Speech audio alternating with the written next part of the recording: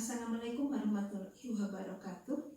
Selamat siang dan salam sejahtera bagi kita semua. Alhamdulillah teman-teman, pada siang ini kita bisa bertemu. Bagaimana teman-teman, sehat semua?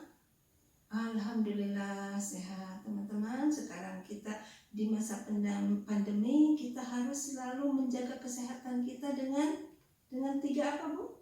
Dengan tiga apa, Pak? Dengan 3M, yaitu mencuci tangan, memakai masker, dan menjaga jarak. Begitu juga pada saat diklat ini kita harus selalu menjaga protokol kesehatan. Baiklah teman-teman, karena ini sudah siang, biasanya suka ngantuk ya. Mari kita bakar semangat dulu ya. Kita tepuk semangat ya. Masih ingat tepuk semangat?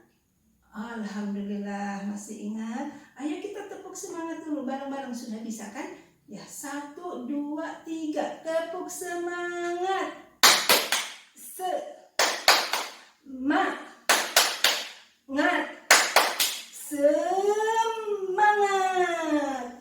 Bagaimana semangatnya, sudah naik? Oke, sekali lagi. Tepuk semangat. Semangat.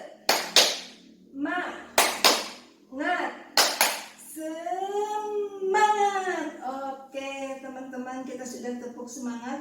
Tentunya teman-teman semangatnya harus semakin meningkat walaupun ini sudah siang hari.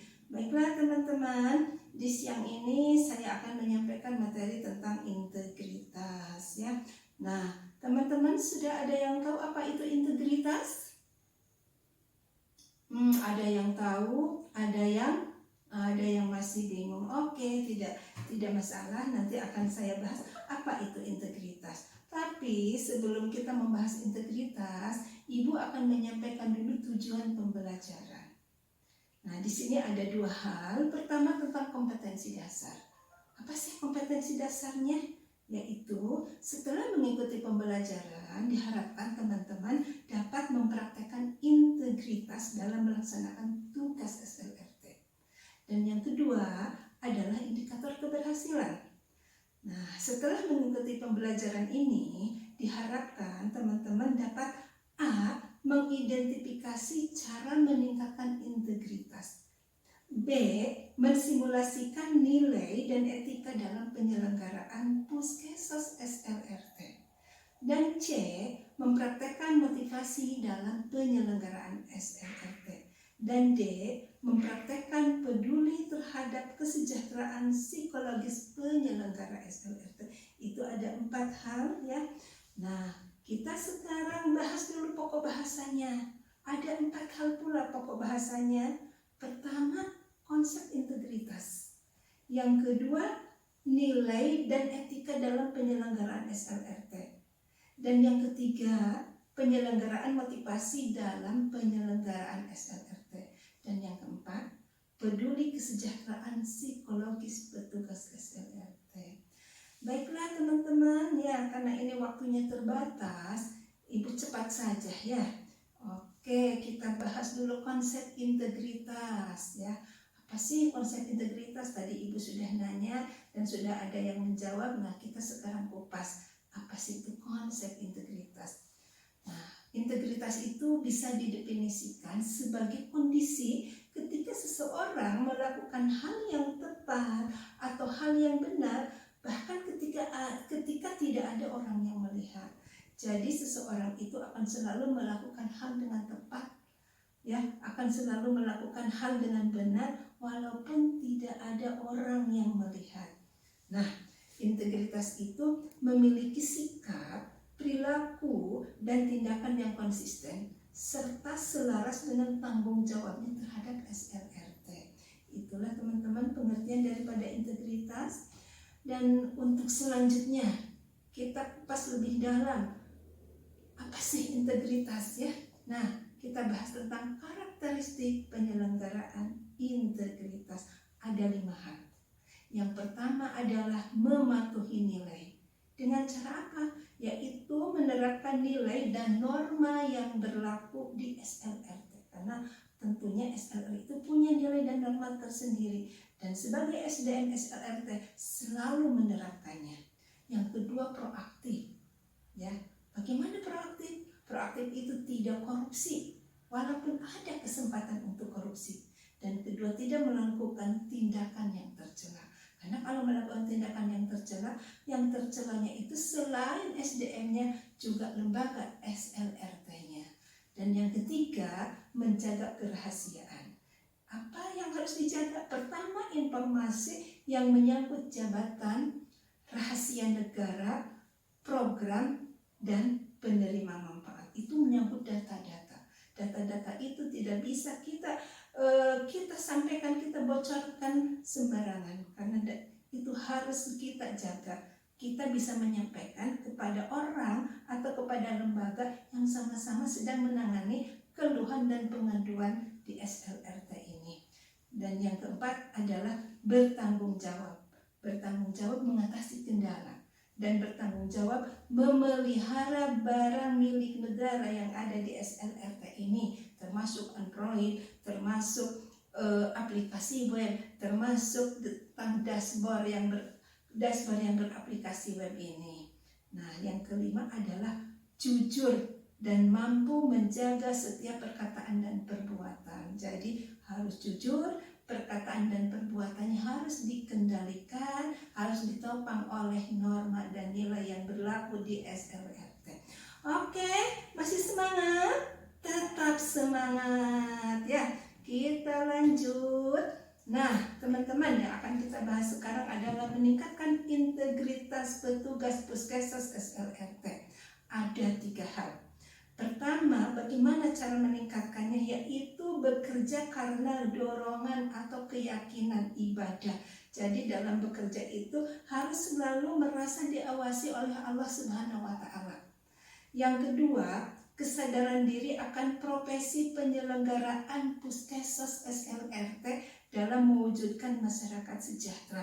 Kita harus selalu sadar bahwa kita itu sedang berusaha supaya masyarakat yang mengeluh atau mengadukan ke SLRT itu mendapatkan keadilan sosial.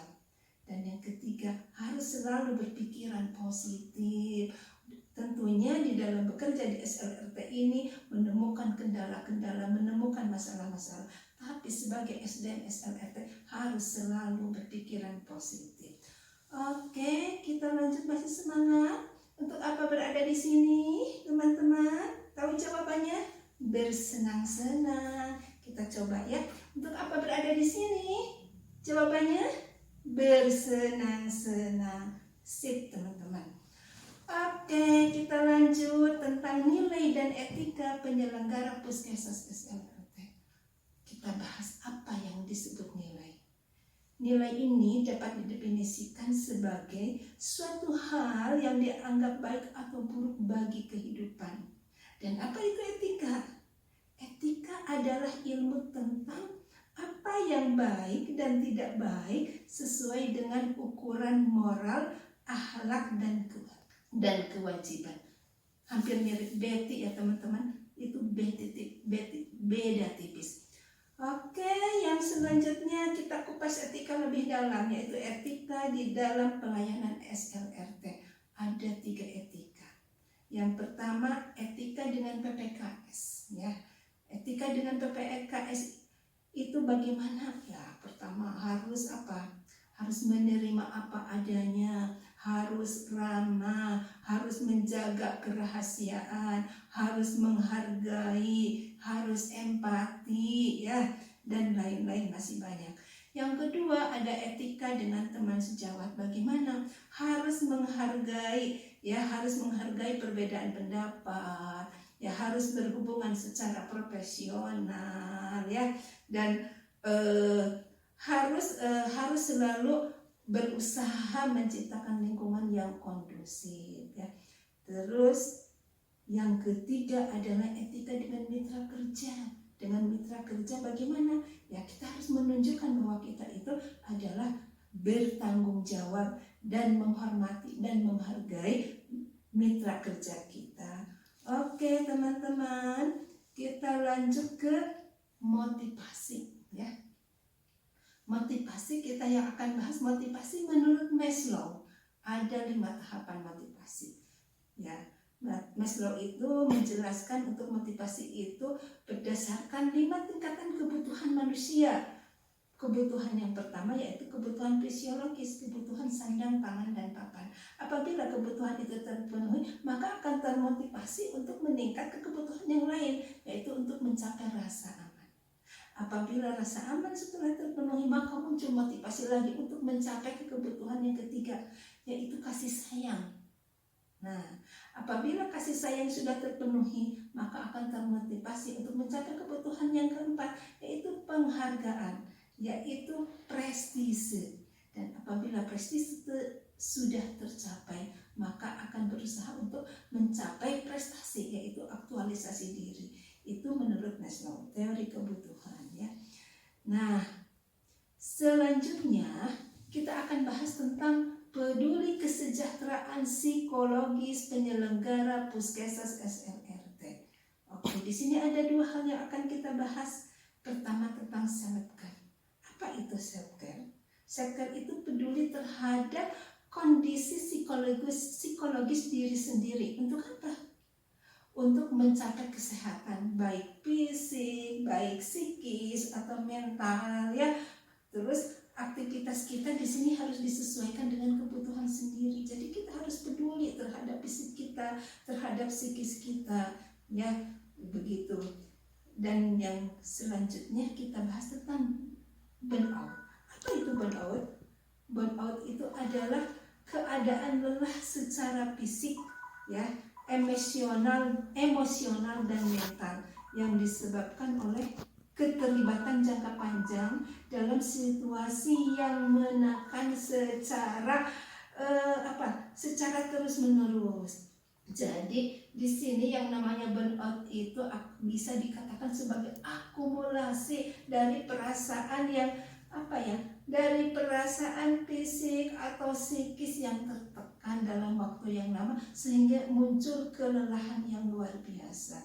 Itu. Nah, karena ada burnout itu maka kita harus selalu memperdulikan diri kita, yaitu self care. Nah, teman-teman, bisa dipahami sampai di sini? Paham? Alhamdulillah kalau paham. Ini di terakhir saya punya kasus ya teman-teman. Nah, ini kasus ini nanti silahkan dibaca. Kan teman-teman kemarin sudah punya kelompok kan? Ada berapa? Ada 4 kelompok di materi yang sebelum ibu mengajar ya. Teman-teman sudah punya 4 kelompok. Silahkan kasus ini dibahas masing-masing kelompok dan dikerjakan masing-masing kelompok.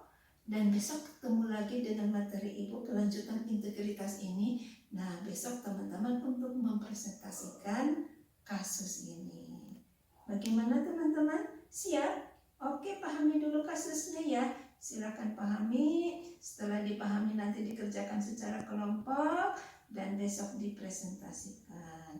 Oke, ini sudah mau habis waktunya ya. Mudah-mudahan pembelajaran ini bermanfaat bagi kita semua. Mudah-mudahan teman-teman paham dan integritas ini bisa diaplikasikan oleh teman-teman di SLRT, baik yang di Puskesmas, baik yang di Puskesmas ataupun di sekretariat SLRT. Terima kasih banyak ya. Wassalamualaikum warahmatullahi wabarakatuh. Sampai ketemu lagi besok. Mana tepuk semangatnya?